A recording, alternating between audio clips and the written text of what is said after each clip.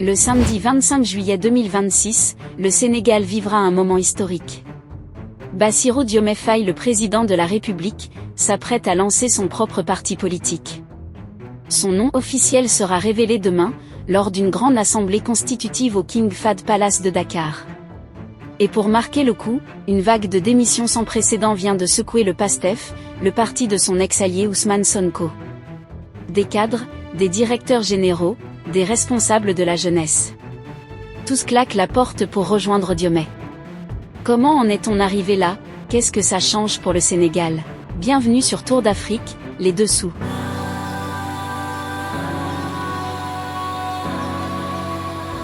Pour comprendre ce qui se passe aujourd'hui, il faut remonter à l'origine.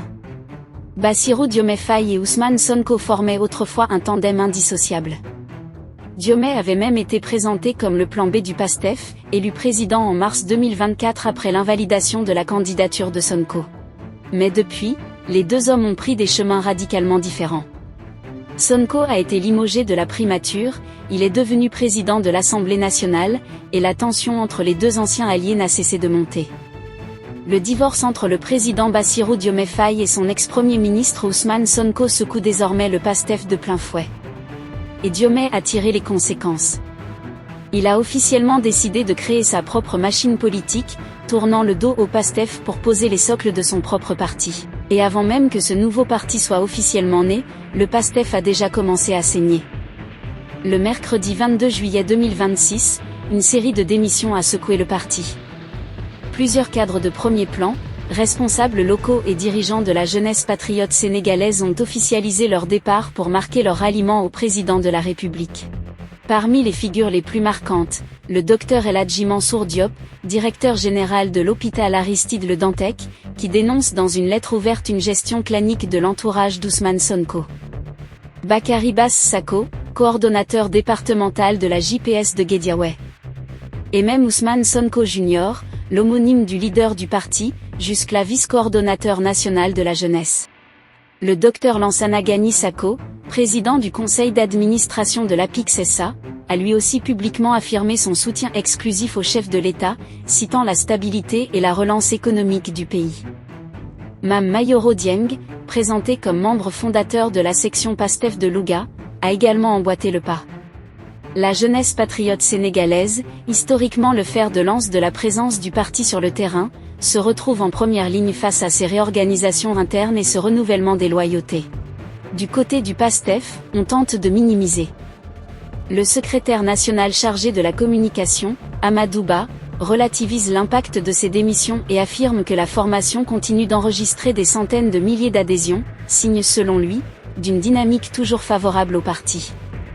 La direction du PASTEF dénonce une tentative de déstabilisation, mais les chiffres parlent d'eux-mêmes.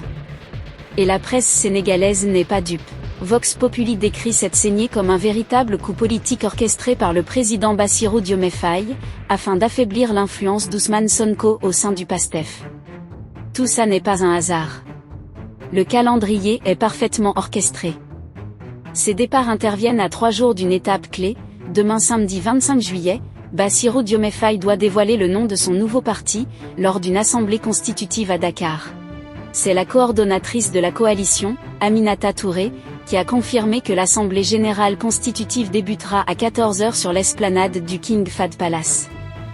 Le processus avait été lancé dès le 19 juillet.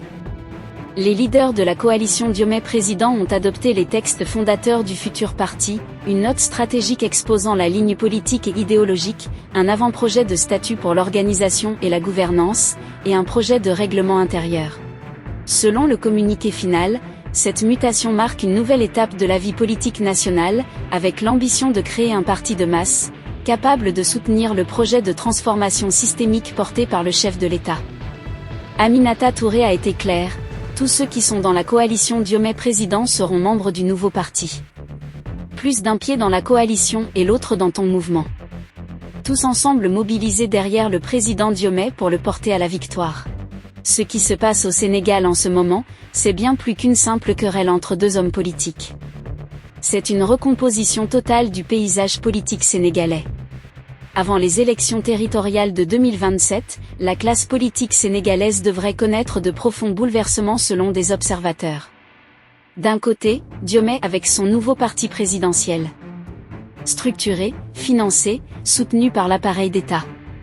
De l'autre, Sonko avec un PASTEF fragilisé par les démissions, mais qui reste encore massivement ancré dans les quartiers populaires et chez les jeunes. Les responsables du futur parti ambitionnent d'installer des structures jusque dans les départements, les communes et les villages. Le parti devra également former ses militants, promouvoir de nouveaux responsables politiques et préparer les prochaines échéances électorales. Demain soir, à Dakar, un nouveau parti naîtra. Son nom, on va l'apprendre dans les prochaines heures. Ce qui est certain, c'est que la politique sénégalaise ne sera plus jamais la même. La rupture entre Diomaye et Sonko est consommée. Et les Sénégalais vont devoir choisir. Dites-nous dans les commentaires, vous pensez que c'est Diomaye ou Sonko qui va sortir vainqueur de cette bataille politique? Abonnez-vous à Tour d'Afrique, les dessous continuent. À bientôt.